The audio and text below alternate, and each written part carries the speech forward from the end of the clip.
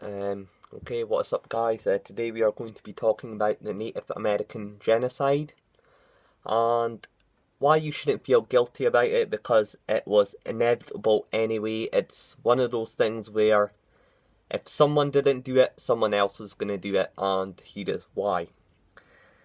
The Native Americans, for example, and by Native Americans I mean all indigenous people all the way up the top of Alaska down to the tip of Argentina. So this is why it was inevitable to happen anyway. Because unfortunately, the Americas are extremely cut off from the rest of the world. With two great oceans, two of the world's largest oceans, the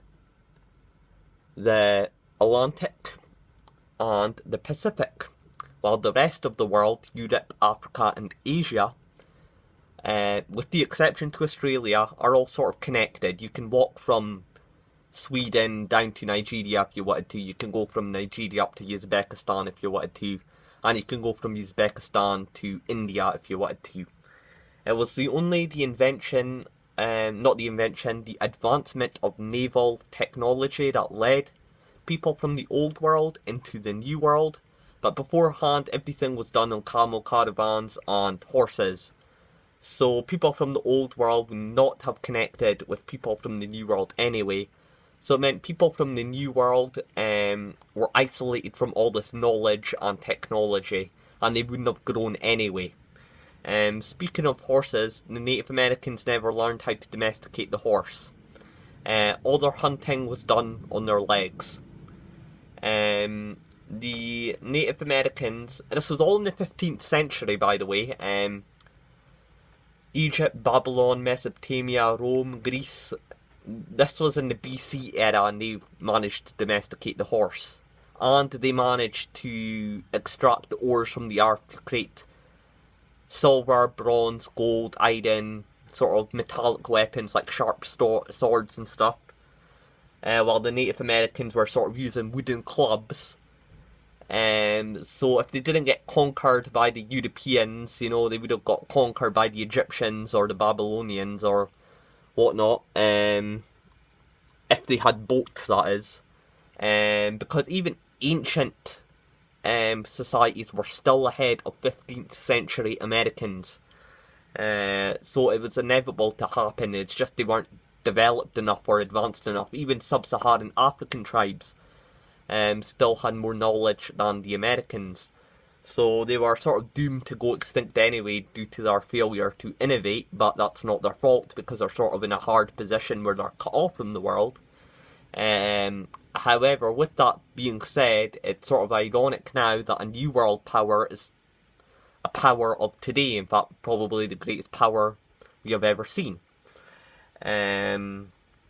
So yeah, and obviously, with the whole smallpox and the alcoholism, with them being cut off from old world dimension like alcohol, it means they didn't process the enzymes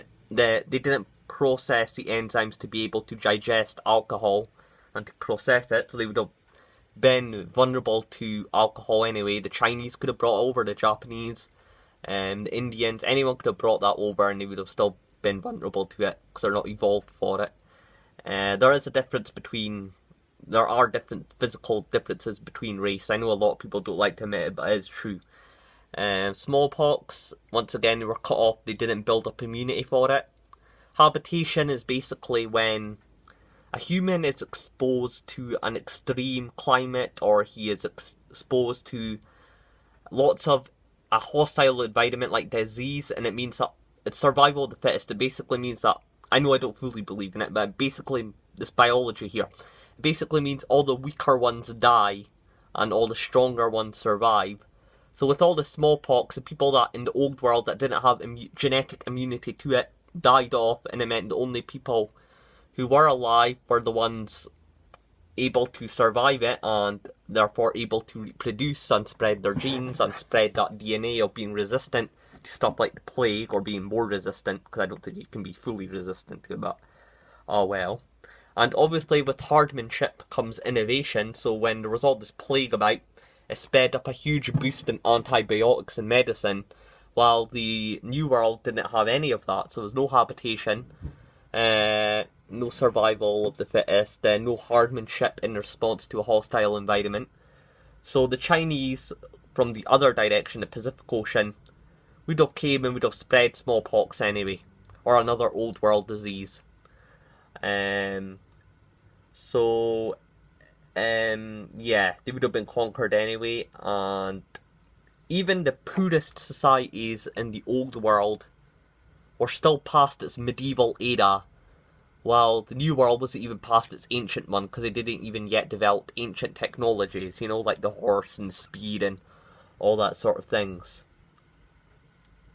So, yeah, they would have been wiped out anyway. They wouldn't have even, they could have even got wiped out long before the 15th century, you know.